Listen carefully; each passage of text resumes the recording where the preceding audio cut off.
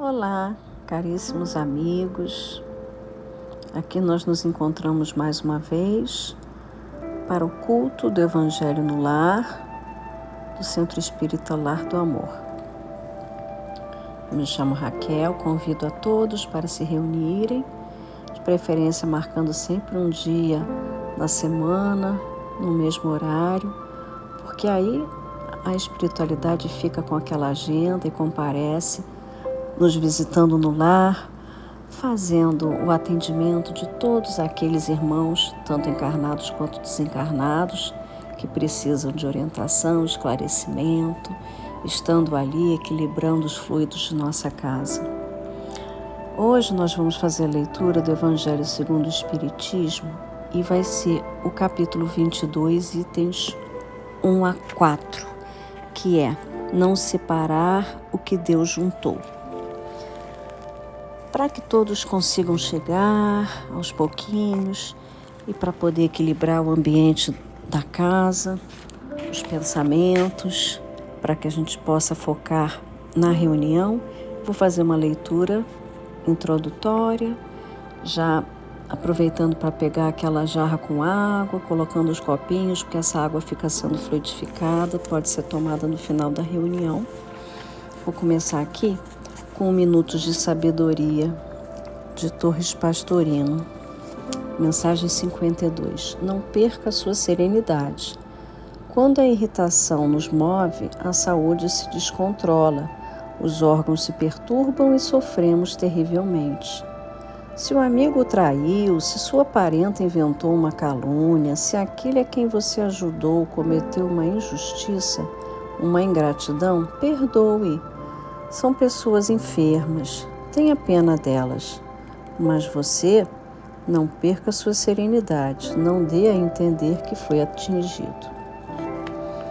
Mensagem 53. Tenha equilíbrio e alegria, saiba ser reconhecido, não lance pedras a quem o beneficiou, não se julgue diminuído quando o ajudarem. Saiba agradecer, quebre seu orgulho e receba com gratidão o auxílio que lhe derem, e jamais esqueça o benefício nem o benfeitor. O pior dos defeitos é a ingratidão, que despreza e apedreja hoje quem nos beneficiou ontem. Tem aqui mais uma última mensagem, essa é do livro Agenda Cristã, mensagem número 9, nas conversações. Não se irrite o interlocutor se não lhe corresponde à expectativa. Talvez não tenha sido você suficientemente claro na expressão. Se o interpelado não atende, de pronto cale as reclamações. É provável que ele seja gago, e se não for, a descortesia é uma infelicidade em si mesmo. Quando alguém não lhe der a informação solicitada com a presteza que você desejaria, não se aborreça, recorde que a surdez pode atacar a todos. Evite os assuntos desconcertantes para o ouvinte. Todos temos zonas nevrálgicas no destino, sobre as quais precisamos fazer silêncio. Não pergunte a esmo, quem muito interroga, muito fere. Cultive a delicadeza com os empregados de qualquer instituição ou estabelecimento onde você permaneça de passagem. Sua mente quase sempre está despreocupada em semelhantes lugares e ignora os problemas de quem foi chamado a servi-lo. Seja leal, mas fuja à franqueza descaridosa. A pretexto de ser realista, não pretenda ser mais verdadeiro que Deus, somente de cuja autoridade amorosa recebemos as revelações e trabalhos de cada dia. Se o companheiro lhe fere o ouvido com má resposta, tenha calma e espere o tempo.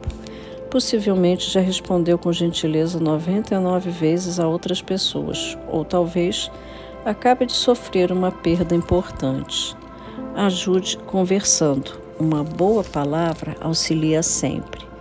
Lembre-se de que o mal não merece comentário em tempo algum.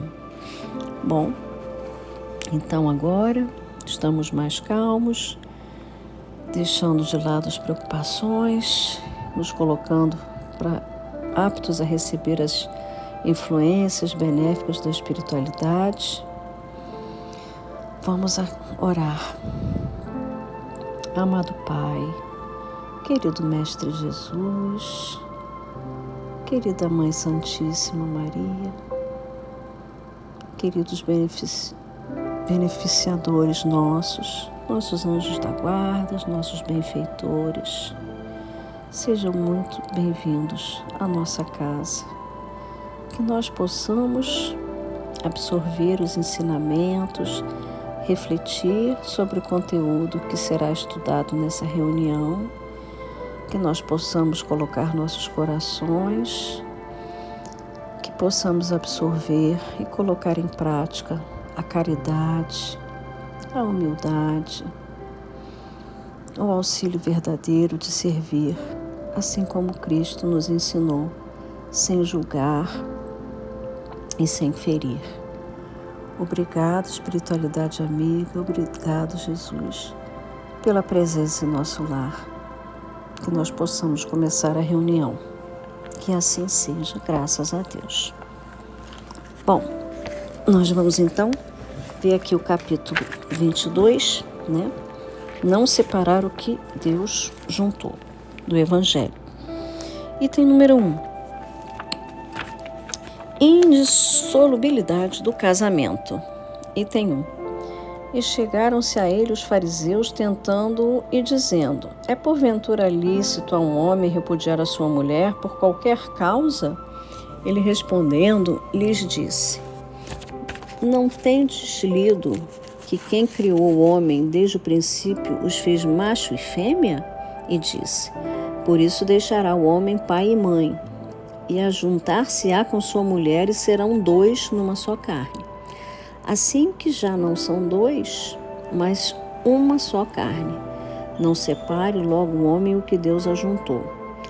Replicaram-lhe eles: pois por que mandou Moisés dar o homem à sua mulher carta de desquite e repudiá-la? Respondeu-lhes: porque Moisés, pela dureza de vossos corações, vos permitiu repudiar vossas mulheres, mas ao princípio não foi assim. Eu, pois, vos declaro que todo aquele que repudiar sua mulher, se não for por causa da fornicação e casar com outra, comete adultério, e o que se casar com a que o outro repudiou, comete adultério. Mateus 19, itens 3 a 9. Item 2. Só é imutável o que vem de Deus. Tudo quanto é obra humana está sujeito a mudanças. As leis da natureza são as mesmas em todos os tempos e em todos os países. As leis humanas, porém, modificam-se segundo os tempos, os lugares e o desenvolvimento intelectual. No casamento, o que é de ordem divina é a união conjugal, para que se opere a renovação dos seres que morrem. Mas as condições que regulam essa união são de tal maneira humanas que não há em todo o mundo e mesmo na cristandade dois países em que elas sejam absolutamente as mesmas, e mesmo um em que elas não tenham sido modificadas com o tempo. Disso resulta que para a lei civil o que é legítimo num país ou numa época é adultério noutro país ou noutra época. E isso porque a lei civil tem por objetivo regular os interesses das famílias, os quais variam com os costumes e as necessidades locais. Assim é, por exemplo, que em certos países só é legítimo o casamento religioso, em outros se exige também o civil e, finalmente, em outros basta o ato civil. Item 3. Mas na união conjugal, ao lado da lei divina material comum a todos os seres vivos, existe outra lei divina, imutável, como todas as leis de Deus, e exclusivamente moral, que é a lei do amor. Deus quis que os seres se unissem, não somente pelos laços carnais, mas também pelos da alma, a fim de que a mútua afeição dos esposos se estenda aos filhos, e para que sejam dois em vez de um, a amá-los, tratá-los e fazê-los progredir. Nas condições ordinárias do casamento, é a lei do amor levada em consideração? Pergunta. De modo algum. Não se leva em conta a mútua afeição de dois seres atraídos por sentimentos recíprocos, pois que comumente essa afeição se rompe. Não é a satisfação do coração que se busca, mas a do orgulho, da vaidade, da cupidez, em suma, de todos os interesses materiais. Quando tudo vai pelo melhor, disse que o casamento é de conveniência. E quando as bolsas estão bem aquinhoadas, disse que os esposos também o estão e que devem ser muito felizes. Mas nem a lei, nem os compromissos que ela estabelece podem substituir a lei do amor, se esta não presidir à união, donde resulta que muitas vezes aquilo que foi unido pela força separa por si mesmo. E que o juramento pronunciado ao pé do altar se torna um perjúrio se pronunciado como fórmula banal. Daí as uniões infelizes que acabam tornando-se criminosas, dupla desgraça que se evitaria se, ao estabelecerem-se as condições do matrimônio, se não abstraísse da única que o sanciona aos olhos de Deus, a do amor. Quando Deus disse, serão dois numa só carne, e quando Jesus disse, não separe, pois, o homem o que Deus ajuntou, isso deve ser entendido em relação à união segundo a lei imutável de Deus, e não segundo a lei mutável dos homens. Item 4. A lei civil seria então supérflua e deveríamos retornar aos casamentos segundo a natureza? Não, certamente, porque a lei civil tem por fim regular as relações sociais e os interesses familiares, segundo as exigências da civilização. E eis porque era e é útil, necessária, mas variável. Deve ela ser previdente, porque o homem civilizado não pode viver como selvagem. Mas em nada, absolutamente, impede que ela seja um corolário da lei de Deus. Os obstáculos ao cumprimento da lei divina vêm dos preconceitos e não da lei civil. Tais preconceitos, postos que nada válidos, já perderam seu império sobre os povos esclarecidos. Desaparecerão com o progresso moral que fará ver os males sem conta, as faltas, mesmo os crimes, resultantes de uniões estabelecidas à base dos interesses exclusivamente materiais. Um dia perguntar-se-á o que é mais humano, mais caridoso, mais moral, se encadear um ao outro dois seres que não podem viver juntos, se restituir-lhes a liberdade, se a perspectiva de uma cadeia indissolúvel não aumenta o número de uniões irregulares.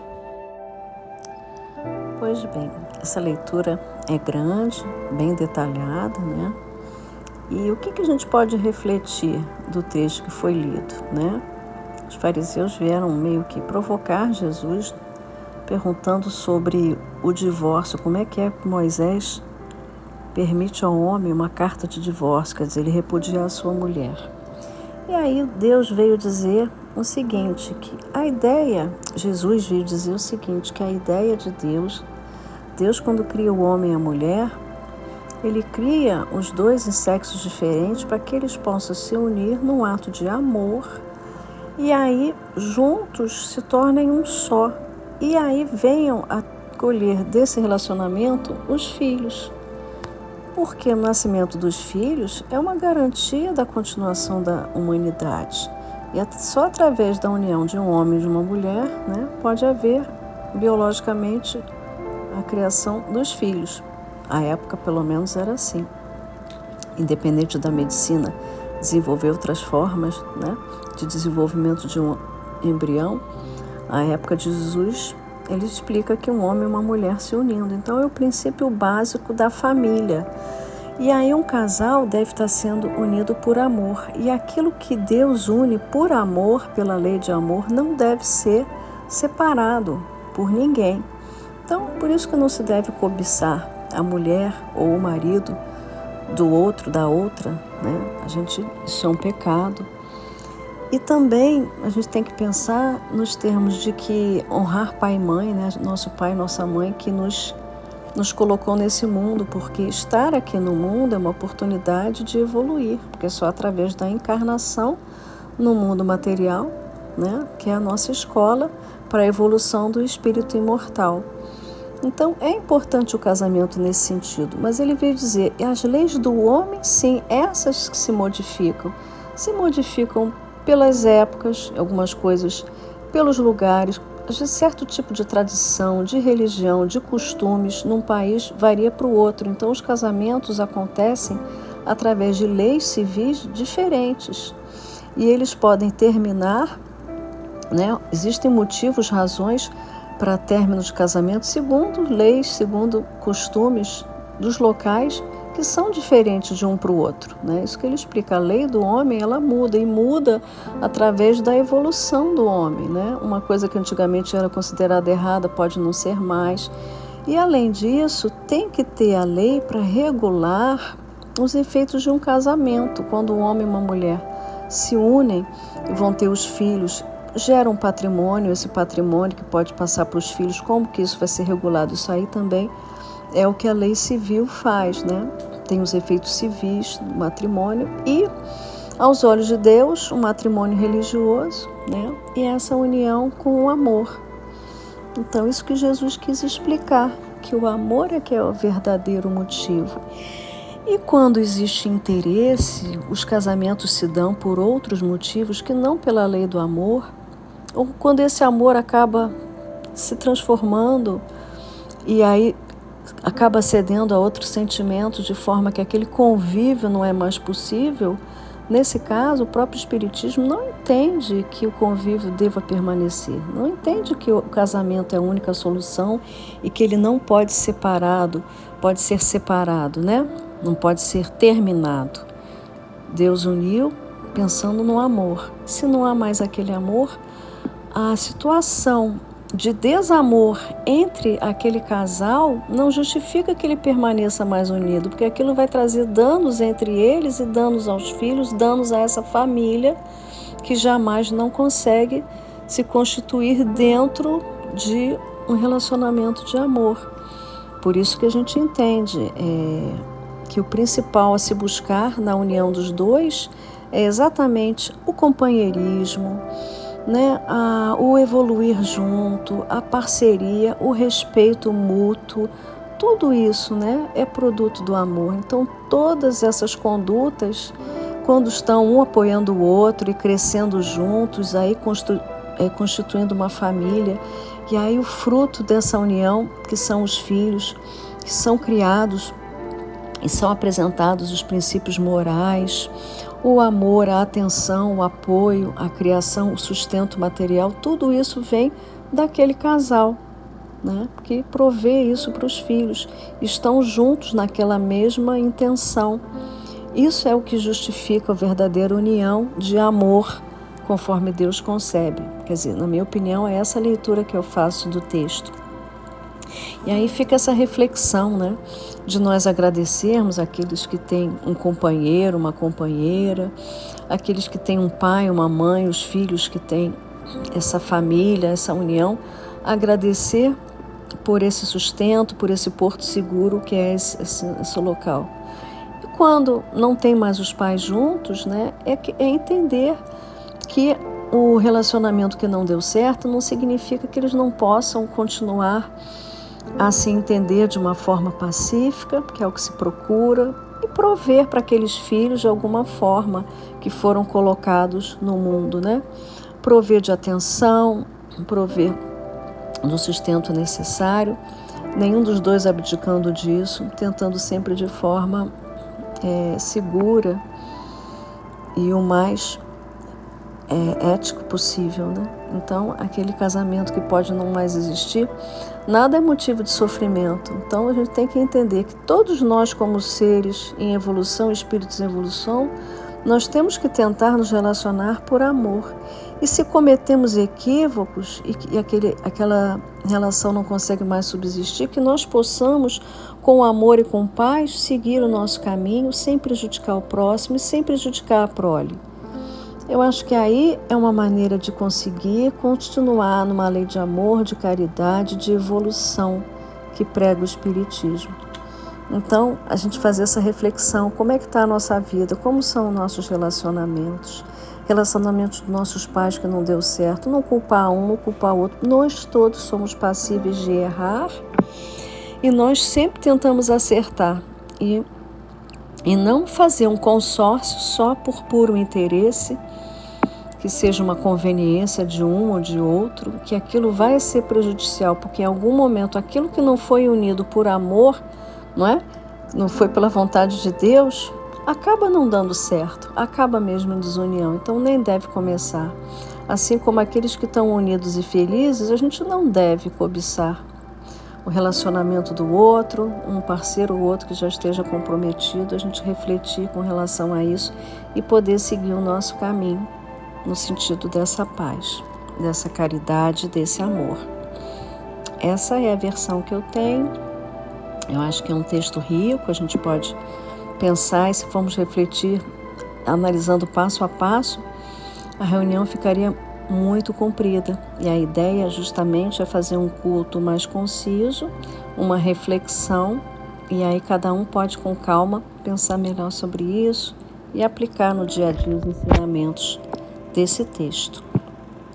Então, passando para a parte final,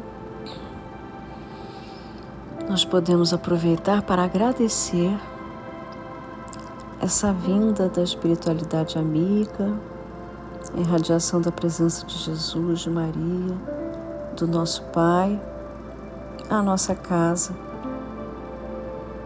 Obrigado, Senhor. Obrigado, Jesus, Maria. Guias amigos, nossos anjos guardiões, nossos guias, por essa oportunidade de reflexão, por esses ensinamentos, por esse passo a passo que nos bota na conduta que Jesus nos ensinou, do caminho certo, da busca pelo amor, pela paz. Que nós possamos receber na nossa casa o auxílio necessário, as energias e fluidos para estabilizar a nossa saúde, o nosso lar, o nosso convívio no trabalho, na escola, nos estudos, nosso convívio familiar, com nossos vizinhos, na nossa vida, que possamos ser abençoados, que possamos encontrar as soluções para nossos problemas numa leitura do Evangelho, numa oração que possa ser atendida. Obrigado, Pai. Obrigado, espiritualidade. Nunca nos abandone. Estejam sempre junto de nós, em nosso lar, em nossas vidas. Que assim seja, graças a Deus.